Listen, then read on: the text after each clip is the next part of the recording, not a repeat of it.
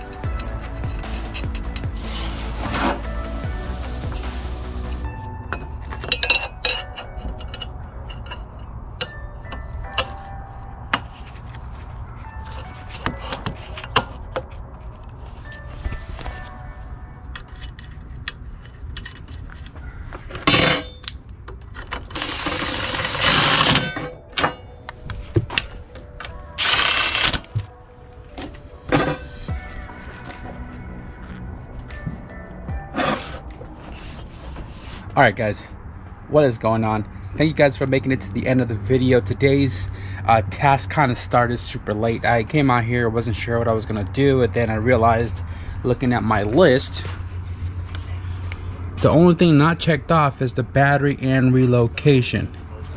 Now I kind of put this off for a while because I wasn't sure if I could fit the 51R battery in the passenger front frame rail, but we are able to.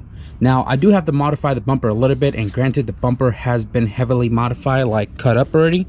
So the only section I need to cut on the bumper is the duct for the passenger side, which kind of interferes right here a little bit, but it's not a big deal. I have to scoot forward as much as I can because you can see the tire comes really close, and this is like a 22.5-inch tall tire. If somebody buys this car and they turn up the power and it makes a lot more where 24-inch tires are required, I want to make sure that it has space to fit a 24-inch tire. Now 22.5, it looks like a 23 could barely fit in here, but I mean, if you have the wheels straight, a 24 should fit perfectly fine. So the battery is going to sit right here, and right now the battery tray is raw metal. Haven't painted it yet. I want to make sure everything fits nice and firm, and I finally got it to sit nice and firm. I added a second T bracket in the back right there, and you can access the bolt down low in the back just as it is in the front. So the sequence to removing the battery is to remove the 12 mil that's in the back first, which you can fit your hand back there, because I was able to fit my hand back there, right? That one right there. And then you pretty much remove the one in the front and the one in the back right there. The whole battery comes out as a whole. It sucks that it is like that. I for some reason didn't calculate the height of the battery once the battery tray was made, but at the end of the day it comes on and off pretty easy, and now we finally have the battery relocated on the Flipper X CRX.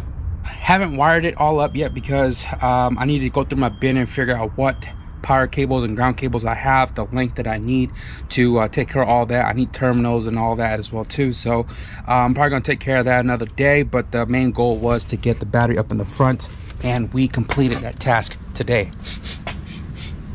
Smells like a skunk.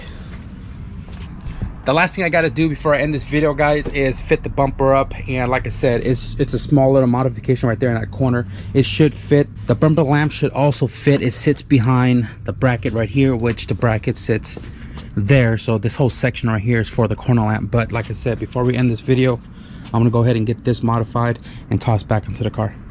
All right, bumper is back on. The sides are not bolted, but the bumper support is. So it didn't seem like I had to cut much of the bumper to get it to fit with the battery tray. All I did right here was cut, what, 1/2 inch off the grill right here up in the front. It was hitting the battery tray bracket right there, but plenty of clearance now and closed gap all the way.